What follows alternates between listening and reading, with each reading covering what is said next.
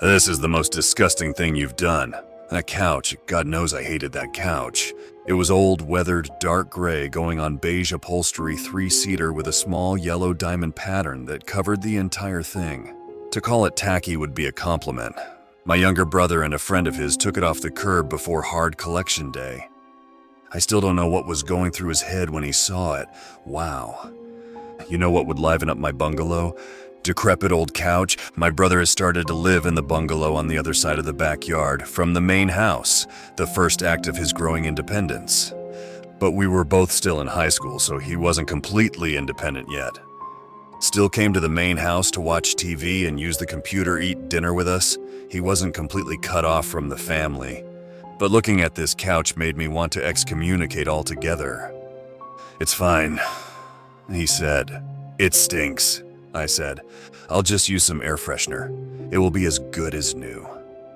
I looked over to him grinning, proud of what his self-diagnosed anosmia, lack of smell, as he called it. He gripped and shook my shoulder and said, "Lighten up, look at this way. I'm still not out of the 9th grade, but I have my own couch. Didn't have to pay $1,000, $2,000 or whatever. It's still in relatively good condition." I walked over to the couch and lifted the cushions, not a speck of dirt or anything. I turned my head to look back at my brother, still grinning. I then said, "There's no way it came in this condition. You must have vacuumed it. And look here." I was pointing to the stitching at the base of the left armrest, but my brother just shrugged his shoulders. "Who cares? Beggars can't be choosers. Why are you so worked up about this? Just chill, relax. You're such a tight ass." I just rolled my eyes and walked out the bungalow. That was the beginning of all the trouble. Rest of the evening was uneventful. Had lasagna for dinner, binge-watched old episodes of Lost instead of doing my homework, and went to sleep playing video games. I estimate I got about 2-3 hours of sleep before I woke up to the sound of something crashing. I practically jumped out of bed, tripped over the blanket, and fell face first onto the hard wooden floor. There was a little blood coming out of my nose, but that wasn't going to stop me from finding out the source of the noise. Got up, turned the lights on, walked out my bedroom and into the front foyer, and then into the kitchen where I found smashed plates on the ground. It was almost like the kitchen had been transformed into a minefield. It was that bad.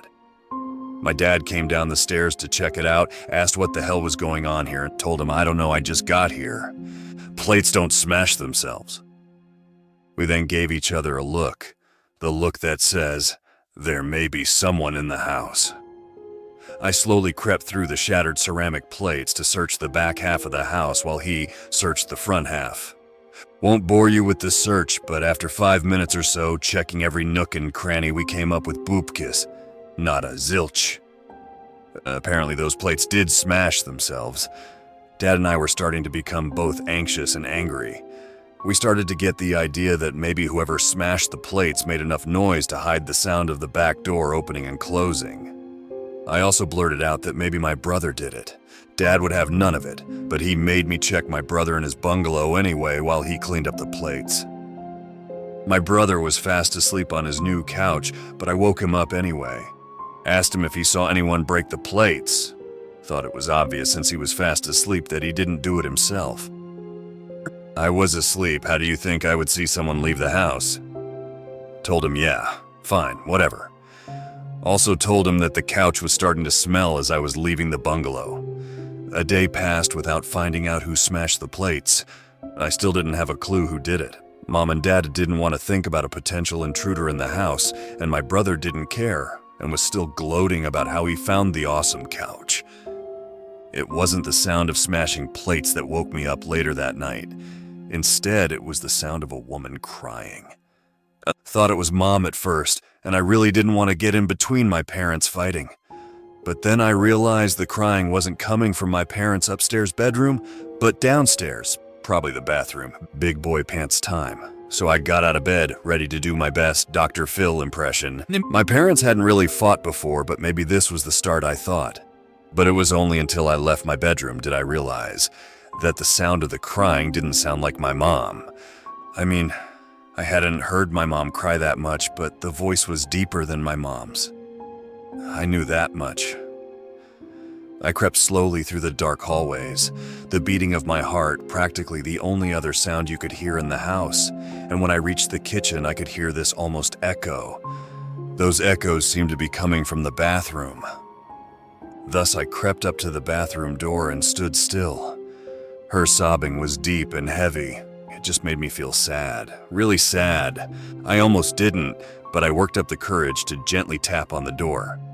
"Mom, it's me. I can hear you crying. Are you all right?" "I'm fine. Are you?" Jumped out of my skin. I turned around to see my mom behind me, standing there holding a small torch. We both stared at each other as the sound of a woman's sobbing seemed to permeate the house. "I thought you were crying." I told my mom. "I thought you were the one crying." My own mom thought I cried like a girl, but insults to my manhood would have to wait since I realized I didn't know who was crying in our bathroom. My mom motioned her torch towards the bathroom door handle, signaling me go check out the bathroom.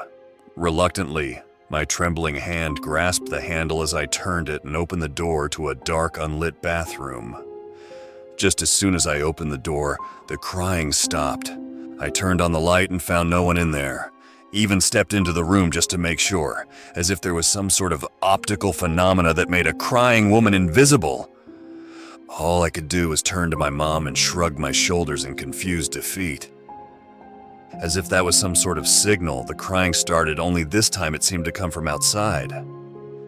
The crying must have traveled through the bathroom window. "Go outside and check it out. I'll wait here." "Thanks for the support, Mom." Rationally, I suppose, a crying woman was no threat to me, but there was still something unnerving after failing to discover her in the bathroom. I really didn't want to, but I stepped into the backyard and listened intently for her sad, morose sobbing. Carefully, I shuffled towards her crying, farther and farther away from the light of the back porch, and closer towards my brother's bungalow. Was it a girlfriend of my brother's? Now I really didn't want to get involved for a whole other reason. But being the responsible person that I am, I knocked on the bungalow door and said, "Is everything all right in there?" No response from my brother, but the crying seemed to get louder. So I waited for a few moments, processing what to do, before I decided I just wanted to go to sleep, and I swung open the door into the dark bungalow. Again, the crying stopped. The only sound I heard was my brother snoring, so I turned on the light and there he was, sleeping on the couch again. Shook him up and woke him, told him about the crying woman and asked if he heard anything. He waved me away and told me to piss off and let me sleep. By the third night, everyone in the main house was on edge. We made sure to lock all the doors, shut the windows, and I even drew the curtains closed for good measure. Nobody wanted to think about some crazy lady stalking our house at night. Not that my brother cared. He was still over the moon about his couch, practically sat on the thing all day, ate every meal on it. Went down there once and the smell had started to become unbearable. He told me I was just a hater who was trying to bring him and his couch down. I just didn't have the patience to deal with something such stupid belief, so I tried my best preparing for a good night's sleep. Not going to happen. This time I woke to the tapping of my bedroom window. Thought maybe it was the scratching of a tree branch, but it was too persistent, too measured. After what happened the last 2 nights, I just didn't want to deal with it. Buried my head underneath the pillow and then pulled the blanket over the pillow.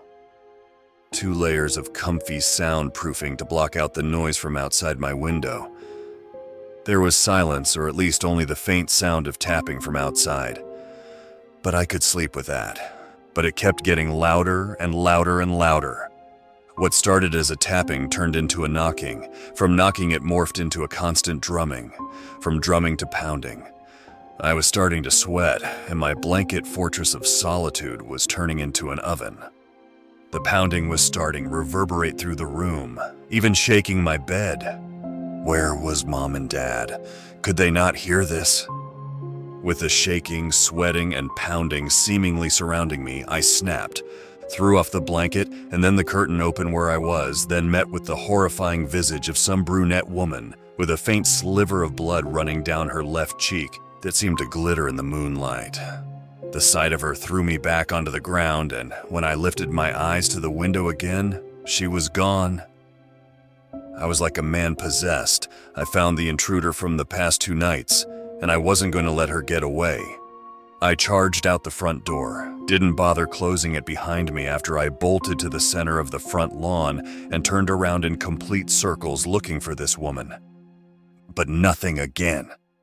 Confident I chased her off, I withdrew back inside to tell my parents my valiant victory.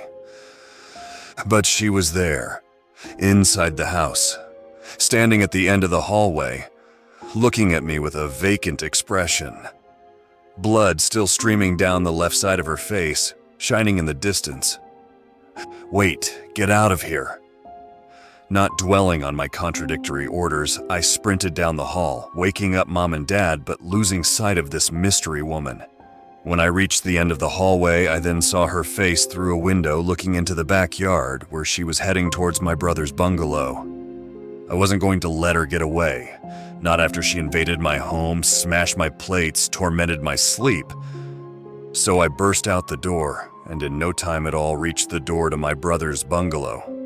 I looked around to see if she was hiding in the bushes behind the bungalow, even peered over the backyard fence to see if she hopped into the neighbor's property. But nothing. I couldn't find her. As I stood still, I could feel my legs tremble from the fear and adrenaline from this woman, but as I stared at the bungalow, a horrifying thought came over me. What if she's in there? I stood at the door of the bungalow and listened in.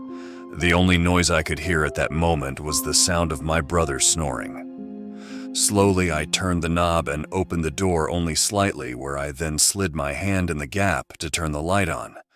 Then, I threw the door open only to find my brother asleep on the couch. That stupid, smelly couch. I woke my brother up without any real purpose in mind. I think I was just frustrated that I let that crazy woman escape for a 3rd time in a row. He wasn't happy. "Can't you see I'm sleeping here?" "Well, I'm glad you're sleeping because you're the only one in the family who isn't being woken up by that crazy bitch." He got up and tried to push me back out the door, muttering "piss off" as he did so. Tired, sleep-deprived, frustrated, I pushed him back. "Be useful for once. We would have caught her if you were obsessed with this stupid couch," I said with a swift kick that broke the front of the couch with a fierce crunch. "You broke my couch," cried out my brother. "I'm sure I didn't break it," I protested. "If you look closely, you'll..." I was cut short by my own discovery. Popping out of the crack I made in the couch was a human finger. A woman's finger. It was all kind of a blur after that. We screamed out to Mom and then Dad no straight away, and after Dad's sloppy work with an axe, we discovered the rest of the woman's body, complete with brunette hair and a sliver of blood down the left side of her face. The police got involved shortly after that, although they took an hour getting there at that time of night. They took a few photos, asked us a few questions, especially asking my brother where he got the couch and when. Then they took her body away. Turns out, she'd been living with her boyfriend, right where my brother got the couch from. As far as I know, they still can't find the boyfriend. Seems to have vanished into thin air. Neither did we learn her name. Seems a bit weird when she lived with us for 3 days, right? Maybe it was all our imagination. Maybe it was a coincidence that the plates broke that night. Maybe it was a rat, or I could have been sleepwalking. Possibly. Then maybe I was so sleep-deprived that I imagined hearing and seeing things that weren't there. But maybe we relive our final days from beyond the grave, or from the couch, so to speak. Anyways, not that anybody believes me when I tell them this story. They just roll their eyes and say I'm being dramatic or making this up. But I thought I might tell Reddit just to get it off my chest. We ended up replacing the couch as well, buying a new one at a furniture store this time.